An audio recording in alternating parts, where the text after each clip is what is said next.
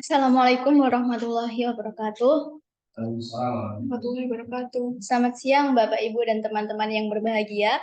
Perkenalkan saya Karisma di sini sebagai MC sekaligus moderator yang akan memandu acara kita pada siang hari ini. Kembali lagi kita bertemu dalam presentasi jurnal top tier dengan judul Environmental Disclosure Quality and Risk: The Moderating Effect of Corporate Governance yang akan dipresentasikan oleh Aura Salma Rahmani. Untuk selanjutnya, saya persilahkan kepada Aura untuk memulai. Terima kasih Pak Kasma untuk kesempatannya. Saya izin share screen dulu ya.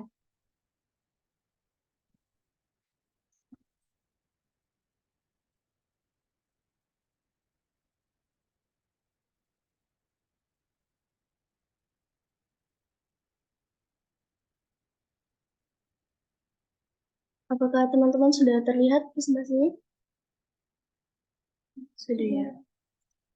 Nah, selamat siang teman-teman semua. Di sini kita akan belajar bersama-sama terkait salah satu artikel topik berjudul Environmental Disclosure Quality and Risk: The Moderating Effect of Corporate Governance.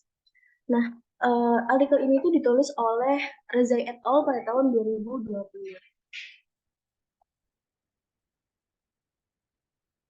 Nah, selanjutnya sebelum kita masuk ke bab yang selanjutnya, kita akan coba nih gimana sih gambaran yang akan kita bahas dalam beberapa waktu ke depan. Dan di sini kita akan membahas yang pertama terkait dengan identitas jurnalnya, kemudian ada juga pendahuluan, masalah yang ditemukan, tujuan penelitian, rangka teori, hipotesis, metodologi penelitian, hasil penelitian, dan yang terakhir adalah kesimpulan. Nah, selanjutnya kita akan bahas terkait dengan identitas jurnal. Nah, jurnal ini, artikel ini tuh ditulis oleh Zabihullah Rezai, Muhammad Alipur, Omid Faraji, Merdad Ganbari, dan Babak James Hidinafid.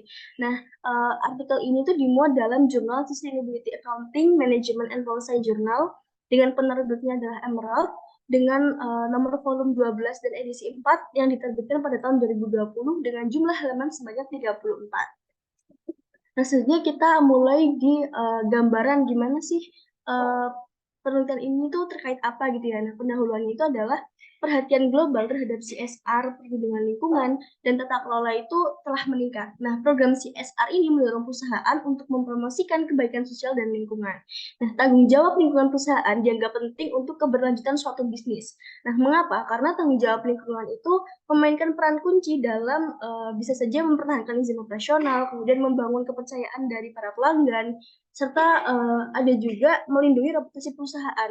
Nah, yang pertama, mengapa dari tanggung jawab lingkungan ini bisa mempertahankan izin operasional perusahaan? Karena yang kita tahu kan di negara-negara ini kan sudah banyak ya peraturan terkait dengan kewajiban perusahaan untuk melaporkan kegiatan CSR, kemudian ada juga peraturan terkait dengan sustainability reporting. Nah, ini kan dengan perusahaan ini mematuhi peraturan, maka lebih akan terjamin gitu izin operasionalnya dibanding dengan yang tidak taat terhadap aturan. Kemudian yang kedua adalah membangun kepercayaan dan mempertahankan kepuasan pelanggan.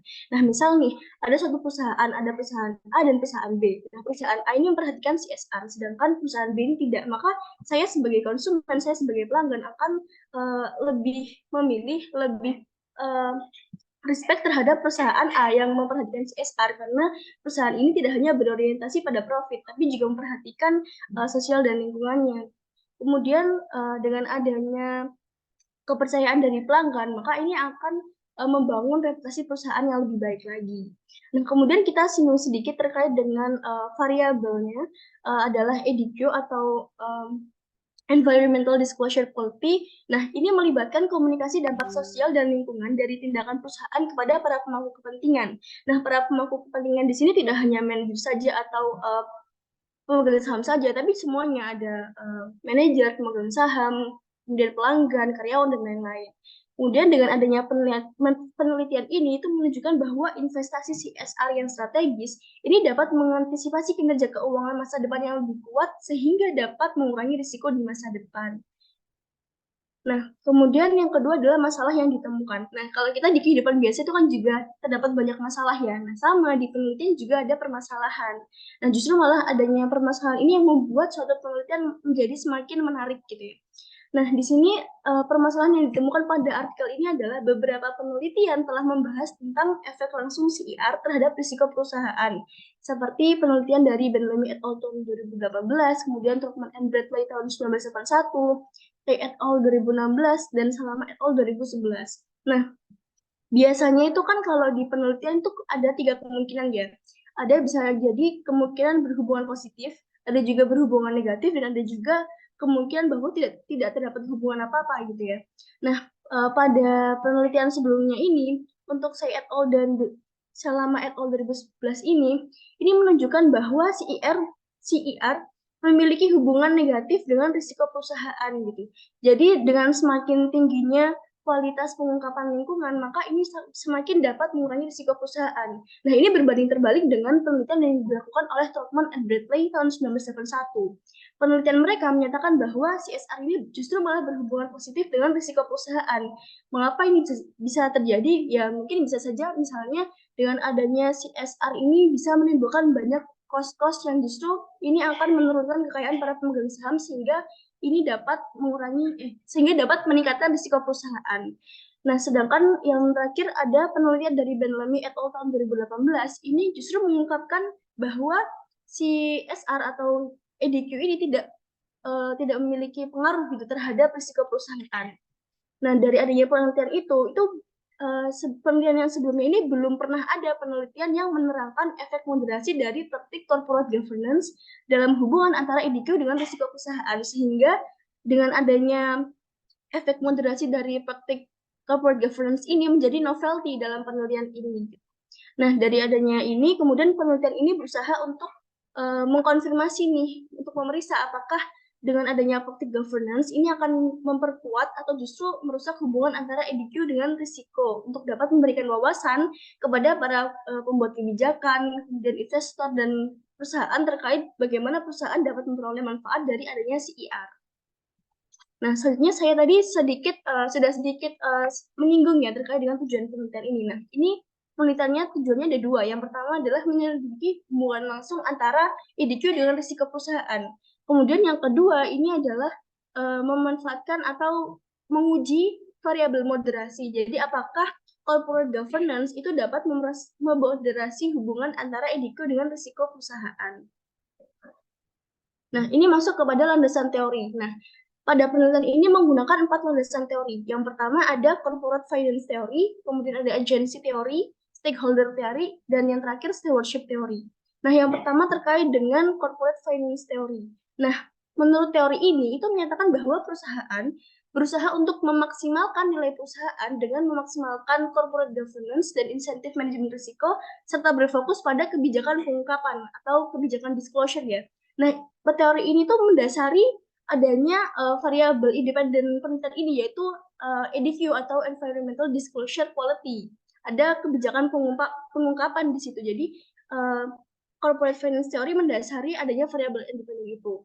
Kemudian yang kedua ada agency theory. Nah, inti dari agency theory itu adalah konflik kepentingan antara manajer sebagai agen dan pemegang saham sebagai prinsipal. Nah, berdasarkan teori ini, manajer itu terlibat dalam CSR untuk kepentingan mereka sendiri dengan mengorbankan kepentingan para pemegang saham. Nah, mungkin dengan adanya kepentingan dari manajer itu sendiri untuk mengambil inisiatif CSR, ini bisa saja mungkin inisiatif ini mahal bagi para pemegang saham, sehingga dapat menurunkan kekayaan dan meningkatkan risiko perusahaan. Kemudian yang ketiga adalah stakeholder theory. Nah, maksud dari stakeholder theory ini adalah bahwa perusahaan itu harus mempertimbangkan kepentingan semua pemangku kepentingan dalam keputusan dan aktivitas mereka. Jadi nggak cuma memperhatikan kepentingan manajer aja atau pemegang saham aja, tapi semuanya gitu, semua para pemangku kepentingan gitu. Kemudian yang keempat adalah stewardship theory. Nah, menurut stewardship theory ini bahwa manajemen itu bertindak sebagai penata layanan untuk semua modal perusahaan. Nah, modal ini bisa berupa modal keuangan maupun non-keuangan, sehingga nantinya ini memungkinkan manajemen untuk berfokus pada pencapaian peningkatan jangka panjang melalui CSR yang nantinya dapat menciptakan nilai bagi para pemangku kepentingan. Nah, selanjutnya ini adalah terkait dengan pengembangan hipotesisnya. Nah, pada penelitian ini ada 4 hipotesis ya teman-teman. Untuk hipotesis pertama adalah adanya hubungan negatif antara tingkat EDQ atau Environmental Disclosure Quality dan risiko perusahaan.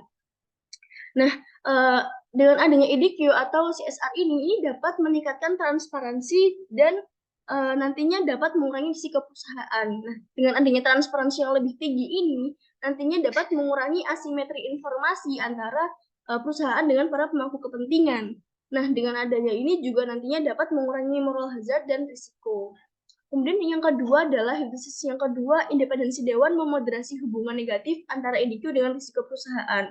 Nah, dewan itu dikatakan independen jika terdiri dari lebih banyak non-direktur eksekutif yang memiliki hubungan bisnis atau ikatan yang tidak memiliki hubungan bisnis atau ikatan keluarga dengan perusahaan. Nah, ini dapat meningkatkan jika semakin independen suatu dewan, maka dia dapat lebih memperhatikan CIR dan nantinya dapat mengurangi risiko perusahaan. Nah, tapi di sisi lain, independensi dewan ini juga bisa saja terganggu gitu. Kenapa? Karena bisa saja perusahaan itu lebih dikendalikan oleh pemerintah, sehingga mungkin saja dewan ini kehilangan independensinya, sehingga tidak terlalu berpengaruh terhadap kebijakan CSR dan tidak bisa melakukan manajemen risiko yang efektif. Kemudian hipotesis yang ketiga adalah dualitas IO memoderasi hubungan negatif antara EDQ dengan risiko perusahaan. Nah, yang dimaksud dengan dualitas IO di sini adalah di mana dia itu CEO tapi juga sekaligus menjadi seorang ketua dewan gitu ya. Sedangkan yang kita tahu adalah kalau CEO ini adalah mewakili kepentingan manajer, sedangkan dewan ini mewakili kepentingan para pemegang saham gitu ya. Nah, kalau misalnya ada dualitas CEO, ini harapannya bagusnya itu di mana kalau mereka bisa menyelaraskan nih ada fungsi pengawasan dari peran dia sebagai CEO dan ada juga fungsi dewan sebagai pengawasan dan ada fungsi manajerial yang dilakukan dengan dia menjadi CEO gitu ya. Nah, tapi ini sebaliknya justru bisa saja nih adanya konflik dari adanya dualitas CEO ini karena mungkin mereka hanya mempertimbangkan salah satu perannya saja sebagai CEO saja atau sebagai ketua dewan saja gitu. Kemudian hipotesis yang keempat adalah ukuran dewan memoderasi hubungan negatif antara EDQ dengan risiko perusahaan. Kemudian yang selanjutnya adalah terkait dengan metodologi penelitian. Di sini yang pertama kali kita bahas adalah terkait dengan pemilihan sampel. Nah, pada penelitian ini menggunakan satu data unik yang dikumpulkan secara langsung pada tahun 2011 hingga tahun 2016 dengan mengukur EDQ untuk sampel 762 perusahaan yang terdaftar di Bursa Efek Iran. Nah, kemudian selanjutnya adalah terkait dengan variable construction. Nah, di gambar di samping itu sudah ada nama-nama variabelnya dan bagaimana cara pengukurannya. Di situ terdapat yang pertama, panel A itu adalah dependent variable atau variabel independennya adalah risiko perusahaan. Nah, risiko perusahaan di sini pada penelitian ini diukur menggunakan dua, yaitu yang pertama ada standard deviation ROA, kemudian yang kedua ada maksimum minimum ROA. Kemudian untuk yang panel B atau independent variabelnya itu adalah menggunakan EDQ. Nah, berdasarkan penelitian mengikuti Cormier et al., untuk menilai pengungkapan lingkungan berdasarkan kualitasnya ini ada range 0 hingga 3. Nah, untuk yang 0 itu adalah no disclosure atau tidak ada informasi yang diungkapkan. Kemudian diberikan poin 1 atau general disclosure apabila ada informasi nih yang diungkapkan, tapi sifat informasi ini tidak spesifik gitu ya. Kemudian yang kedua adalah non-quantitative specific information. Dia diberi poin 2 apabila informasi ini yang diungkapkan dia spesifik, namun dia tidak bersifat kuantitatif gitu. Kemudian diberi poin 3 atau quantitative disclosure apabila informasi yang diungkapkan ini bersifat kuantitatif dan terperinci atau spesifik gitu. Kemudian panel C di sini adalah moderating variabel moderasinya gitu ya. Kalau tadi yang saya sebutkan di awal tadi kan variabel moderasinya itu adalah corporate governance. Nah, mengikuti penelitian dari Ferrero dan kawan-kawan tahun 2012, untuk corporate governance-nya, kita pakai aspek ada independensi dewan atau board independence, kemudian ada CEO duality, dan ada board size. Kemudian yang terakhir adalah penelitian terkait dengan kontrol variabel. Nah, maksud dari kontrol variabel di sini adalah bahwa maksudnya kita tidak menghiraukan faktor-faktor lain yang mempengaruhi adanya hubungan antara EDQ dengan risiko perusahaan ini. Di sini untuk kontrol variabelnya itu ada yang pertama ROA, kemudian ada firm size, ada leverage, kemudian ada juga growth opportunities, ada juga firm age, kemudian ada juga sales growth, kemudian ada institutional ownership, dan yang terakhir ada liquidity. Nah, kemudian yang akan kita bahas adalah terkait dengan regression modelnya. Nah, di sini menggunakan metode ordinary least square. Nah, penelitian ini itu mengikuti penelitian Chey dan kawan-kawan tahun 2016 dan Norona dan kawan-kawan tahun 2018 setelah mengontrol efek industri dan tahun. Nah, di situ ada dua rumus ya. Rumus yang pertama itu untuk menguji hipotesis yang pertama terkait hubungan langsung antara EDQ dengan risiko perusahaan. Kemudian untuk rumus yang kedua itu adalah rumus untuk hipotesis kedua, ketiga, dan keempat untuk menguji hubungan moderasi yang memoderasi hubungan antara EDQ dengan risiko perusahaan. Kemudian kita langsung saja masuk ke hasil penelitian. Nah, di situ sudah ada dua hasil penelitian, yang di sebelah kiri adalah statistik deskriptif. Nah, di statistik deskriptif ini bisa kita lihat bahwa di situ untuk standard deviation ROA dengan rata-rata 0,104, kemudian dengan median 0,065. Kemudian untuk maksimum minimum ROA memiliki nilai rata-rata 0,36, kemudian dengan median 0,16. Nah, kemudian untuk EDQ-nya dia ada menghasilkan rata-ratanya adalah 18,51 dan median 14. Kemudian untuk board independence di sini adalah untuk rata-ratanya 0,68. Nah, di sini menyiratkan bahwa rata-rata 68% anggota dewan di perusahaan Iran itu adalah independen. Kemudian terkait dengan CEO duality. Nah, ini menyiratkan bahwa rata-rata perusahaan di Iran itu memiliki dualitas CEO sebesar 2,5% gitu ya. Kemudian yang terakhir ada juga board size atau banyaknya dewan itu untuk di situ rata-ratanya adalah 5, di mana dewan memiliki rata-rata 5 anggota untuk perusahaan di Iran. Nah, kemudian untuk yang di tabel yang sebelah kanan itu adalah person correlation, di mana person correlation ini adalah, atau uji korelasi person itu adalah suatu metode parametrik yang menghasilkan koefisien yang berguna untuk mengukur korelasi dan arah hubungan linear antara variabel-variabel yang diuji. Nah, di sini bisa dilihat bahwa untuk EDQ, ini dengan standard deviation ROA memiliki hubungan yang negatif. Artinya ini juga bisa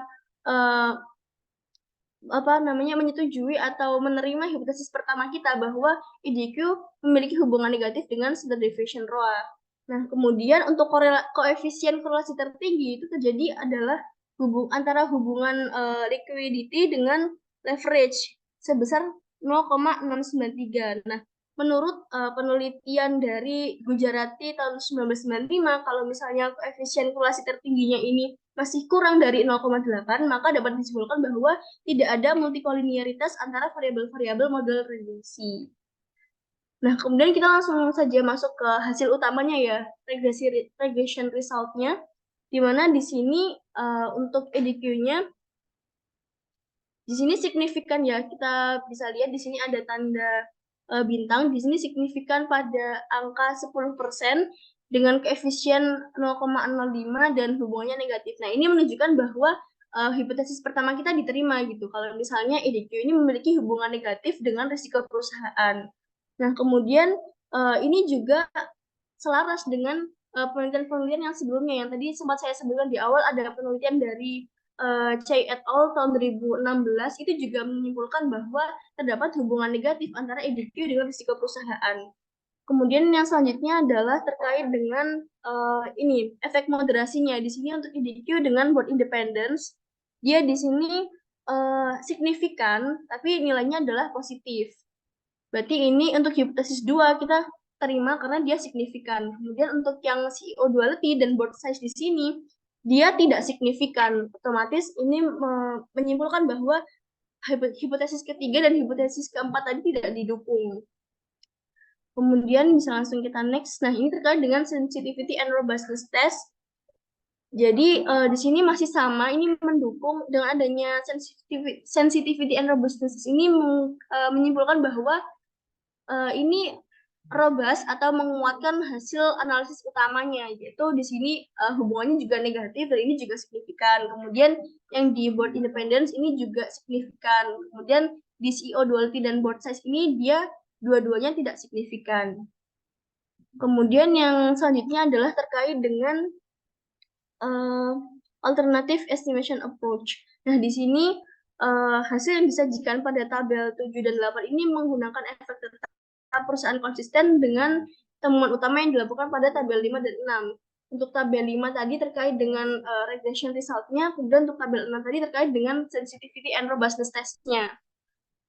Kemudian yang terakhir adalah ada Heckman two-stage procedure. Nah, di Heckman two-step ini adalah suatu metode untuk mengoreksi endogenitas karena adanya bias dari pemilihan sampelnya gitu ya. Nah, koefisien dari inverse Mills ratio ini signifikan pada semua model. Nah, bisa kita lihat di samping ini. Nah, ini kan banyak tanda signifikannya ya. Nah, ini signifikan pada model. Nah, ini menyiratkan bahwa hasilnya ini konsisten dengan pengujian utama kita di awal gitu ya. Dengan kata lain, terdapat hubungan negatif yang signifikan negatif antara EDQ dengan perusahaan.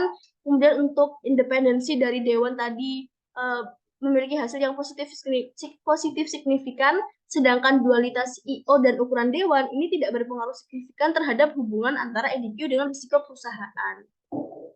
Nah, kesimpulannya yang terakhir adalah bahwa perbedaan dengan penelitian sebelumnya, penelitian ini menginvestigasi hubungan langsung antara EDQ dengan risiko perusahaan, kemudian menambahkan novelty-nya adalah menguji efek moderasi dari praktek corporate governance. Nah, untuk corporate governance-nya seperti tadi, sudah disebutkan ada 3, ada independence board, kemudian ada juga dualitas IO, dan ada juga board size gitu ya. Nah, ini dengan adanya ini maka menghasilkan perbaikan praktis dalam corporate governance perusahaan di Iran, sehingga nantinya dapat menimbulkan CIR yang lebih baik dan memberikan informasi yang lebih berguna untuk pasar negara berkembang dan negara berkembang lainnya. Dengan adanya temuan ini mendorong para pemegang saham atau para pemangku kepentingan utama untuk terlibat dalam praktik corporate governance dan mengambil langkah efektif untuk menciptakan dewan yang benar-benar independen dan meningkatkan cakupan pengawasan dewan sehingga dapat meningkatkan proses pengambilan keputusan tentang pengungkapan informasi non keuangan dan dapat mengurangi risiko perusahaan. Mungkin ini sekian dari saya. Mungkin di sini saya akan coba membandingkan ya. Saya ada satu paper acuan yang kemudian akan saya bandingkan gaya selingkung jurnalnya dengan salah satu paper yang sedang saya buat ya. Mungkin teman-teman biar lebih semangat lagi bisa kasih reaction dulu sebelum kita lanjut ya. Ayo teman-teman, biar saya bisa tahu kalau misalnya teman-teman masih antusias nih buat ikut belajar di sini gitu. Bisa kasih reaction teman-teman? Wah, teman-teman masih antusias ya ternyata ya buat ikut belajar hari ini ya. Bentar ya teman-teman. Saya akan coba stop share dulu.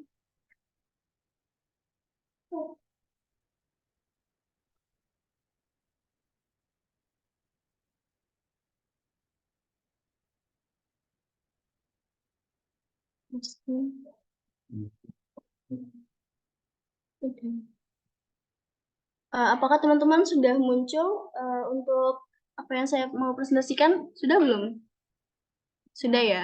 Nah, ini seperti yang saya bilang tadi, untuk jurnal acuan saya di sini adalah Environmental Disclosure Quality and Risk the Moderating Effect of Forward Governance. Nah, di sini untuk gaya selingkungnya ya, yang pertama di sini ada introduction, yaitu ada pembahasan pendahuluan. Nah, untuk paragraf pertama di jurnal acuan saya ini membahas mengenai pentingnya variabel X dan Y-nya. Di sini ada bahas terkait dengan CR juga, ada EDQ, dan juga ada risiko perusahaan. Nah, kemudian masuk ke paragraf kedua, di sini membahas terkait dengan research gap. Nah, ini ada kata-kata prior studies find the CER reduce from risks. Nah, ini ada research gap-nya gitu ya. Kemudian yang masuk ke paragraf ketiga dari pendahuluan, di sini ada bahas, ini institutional setting ya. Kita bisa tahu dari ini. We address the above research question and conduct our analysis using data gathered from Iranian firms for several reasons. Jadi mereka mengungkapkan kenapa sih kok saya bahas terkait dengan perusahaan yang ada di Iran gitu. Nah, ini adalah institutional settingnya.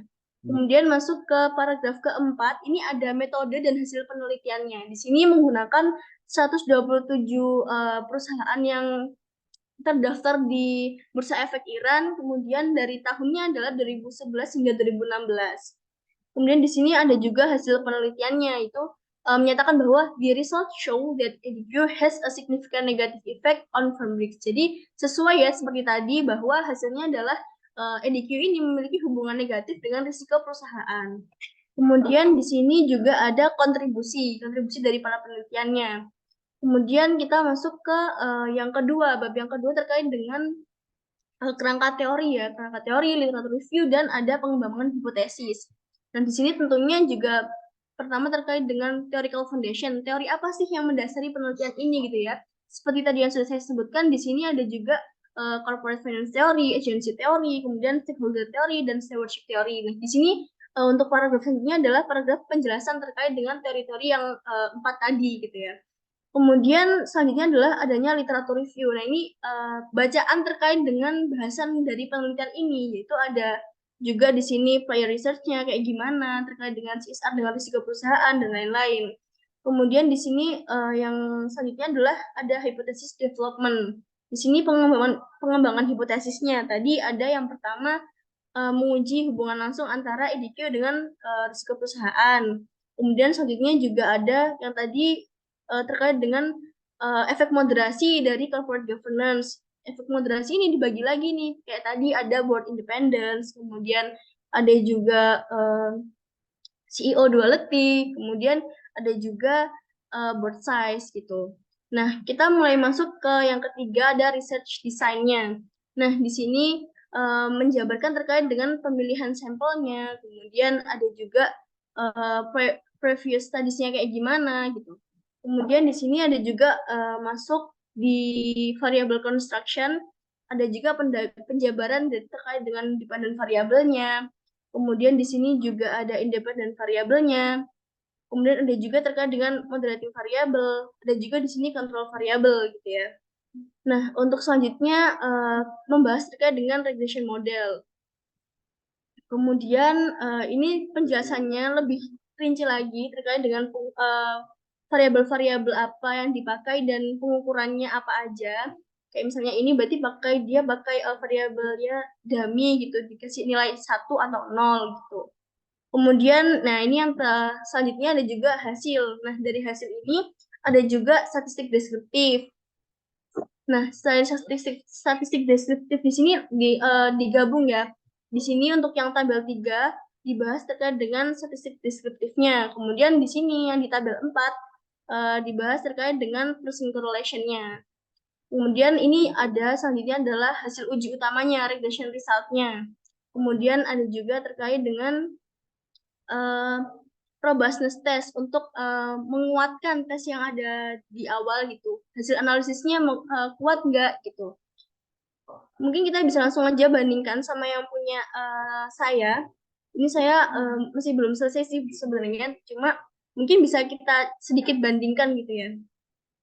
Nah, terkait di awal ini saya dan penelitian paper ini sama membahas terkait dengan pentingnya variabel yang kita gunakan. Kalau ini terkait dengan indikator dan risiko, di sini saya bahas terkait dengan ini judul yang saya gunakan adalah Sustainability Management Control System dan Sustainability Performance in Indonesia. Nah, bedanya saya dengan paper yang saya acu ini adalah kalau misalnya di paper yang saya acu ini dia ada variabel moderasinya. Kalau di paper yang saya tulis ini dia nggak ada variabel moderasinya. Jadi cuma menguji hubungan antara SMCS dengan sustainable performance aja gitu. Kemudian di sini untuk yang di introduction, selain ada membahas terkait pentingnya variabel-variabel yang saya pakai, kemudian di sini saya juga sertakan adanya ini teori-teori. Di sini saya juga ada singgung sedikit terkait teori sebelum saya jelaskan di bab 2. Saya ada sedikit menyinggung di introduction. Kemudian di sini saya juga pakai institutional setting, sama ya kayak di sini. Di sini juga ada institutional settingnya. Di sini institutional setting dari Iran, sedangkan saya di sini pakai institutional setting dari Indonesia gitu. Kemudian di sini juga ada metode penelitiannya, sama di paper acuan saya juga ada metode penelitiannya gitu terkait dengan sampel dan segala macam. Kemudian di sini juga ada terkait dengan implikasi dari penelitian ini. Saya sedikit singgung implikasi ini di introduction, jadi biar lebih lengkap aja, biar lebih eh, apa ya, biar lebih bagus saja gitu kalau disinggung di awal. Kemudian untuk theoretical foundation sama, saya juga bahas terkait dengan theoretical foundation, teori apa yang saya gunakan, terus juga ada literatur reviewnya apa aja. Di sini juga di paper acuan saya sama ada literatur reviewnya juga. Kemudian sama di sini juga ada hypothesis development. Kemudian terkait dari research methodology ini juga sama, ada pemilihan sampel dan segala macam. Kemudian ada variable construction juga. Nah, bedanya di sini untuk yang variable penjelasan terkait dengan variable construction untuk yang control variable, kalau misalnya di penelitian yang saya gunakan kan ada penjelasan terkait dengan ada paragraf sendiri yang menjelaskan terkait dengan kontrol variabelnya gitu ya. Nah, sedangkan di penelitian saya nggak masukkan di sendiri, tapi langsung saya masukkan di sini di model specification. Nah, di sini langsung saya masukkan ada dependent, ada independent, kemudian ada juga langsung di sini kontrol variabelnya gitu. Selanjutnya di sini juga sama ada research framework-nya. Bedanya kalau di sini research framework di bab 3, kemudian kalau yang ini untuk di penelitian paper acuan saya ini masuknya ke hypothesis development. Sebenarnya sama saja, cuma hanya berbeda peletakan saja. Kemudian sama juga di saya juga ada regression model, ada juga result. Kemudian bedanya kalau di penelitian saya belum ada untuk terkait dengan Heckman prosedur. Kemudian untuk yang terakhir sama terkait dengan adanya kesimpulan. Mungkin ini yang bisa saya sampaikan. Teman-teman terima kasih atas perhatiannya. Mungkin apabila ada pertanyaan.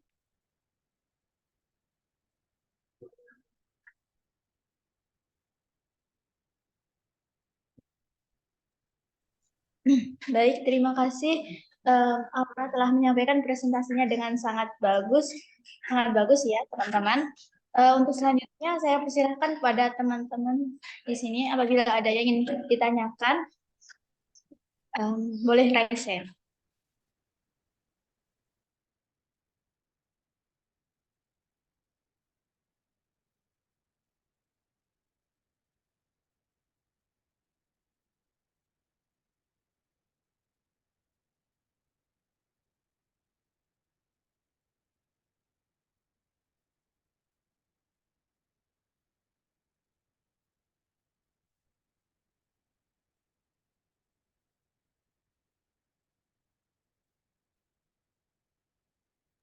Baik, jika tidak ada yang ingin ditanyakan, kan untuk presentasi pada siang hari ini terkait jurnal yang diacu oleh saudara Aura tadi itu menjelaskan hubungan EDQ dengan risk taking tetapi dengan 3 moderasi yaitu board size, board independence, dan CEO duality.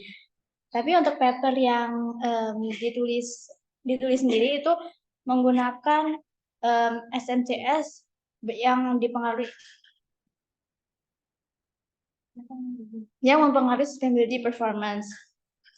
Baik, sekian presentasi pada siang hari ini. Apabila ada salah katanya, saya sebagai moderator meminta maaf. Akhir kata, wassalamualaikum warahmatullahi wabarakatuh.